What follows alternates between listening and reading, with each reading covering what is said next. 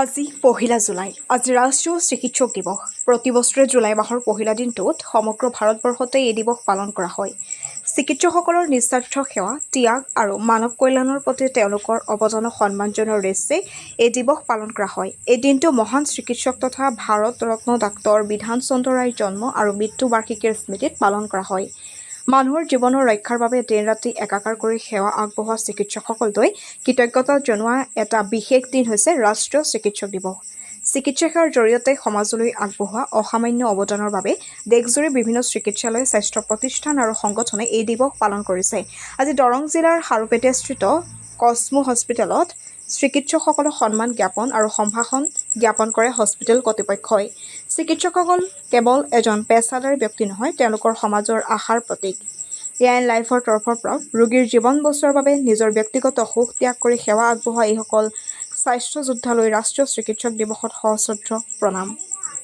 ভিন্ন সময়ত খাৰুপেটীয়াস্থিত কসমো হস্পিটেল কাৰ্যপক্ষই ডে অৱ ফাৰ্মেচী, আন্তঃৰাষ্ট্ৰীয় ধাত্ৰী বা নাৰ্ছ দিৱস আদি পালন কৰি স্বাস্থ্যসেৱকসকলক উৎসাহ যোগাই আহিছে। সকলোৱে চিকিৎসালয়খনিৰ উত্তৰ ভৱিষ্যত কামনা কৰে। News desk report, AIN live. অনুভৱ খুবেই সুকীয়া আৰু বহুত প্ৰাউড ফিল কৰোঁ এজ এ চিকিৎসক যে আমি ৰাইজৰ সেৱা আগবঢ়াব পাৰিছোঁ।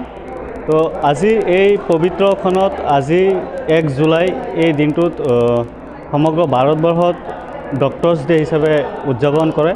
তো সেই হিচাপতে আজি খাৰুপেটীয়াস্থিত কসমো মেডিকেল বা কসমো হস্পিটেলখনেও ডক্টৰ্ছ ডে উদযাপন কৰিছে। আমি এই অনুষ্ঠানৰ সমভাগী হৈছোঁ। তো অনুষ্ঠানটোত উপস্থিত থাকি খুবেই ভাল লাগিছে, তেওঁলোকে আমাক সন্মান যাচিছে, তাৰ কাৰণে বহুত বহুত ধন্যবাদ। নিশ্চয় নিশ্চয় বহুত ভাল লাগিছে। চাওক, এজন চিকিৎসক বুলি ক'লে অকল চিকিৎসকৰ এটা ৰোগী যেতিয়া ছাকচেছ হয়, এই ছাকচেছৰ পিছত অকল চিকিৎসকৰে হাত নাথাকে। এই ছাকচেছৰ পিছত হস্পিটেলৰ এণ্টায়াৰ টীম, ফাৰ্মাচিষ্টৰ পৰা ষ্টাৰ্ট কৰি এই ছিকিউৰিটিৰ পৰা ষ্টাৰ্ট কৰি ৰিচিপশ্যনৰ পৰা ষ্টাৰ্ট কৰি ষ্টাফ নাৰ্ছৰ পৰা ষ্টাৰ্ট কৰি আপোনাৰ হাউচ কিপিংলৈকে হস্পিটেলত যিমান ষ্টাফ আছে, এই সকলো ষ্টাফে এটা পেচেণ্টৰ চিকিৎসাৰ ক্ষেত্ৰত জড়িত থাকে আৰু পেচেণ্টটো কেনেকৈ আমি সুকলমে ওলাই নিব পাৰোঁ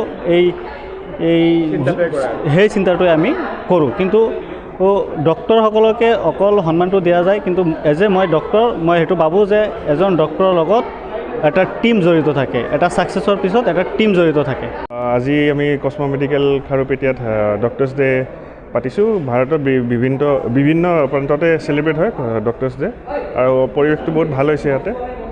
মই চবকে ধন্যবাদ জনাইছোঁ আমাক ইমানখন।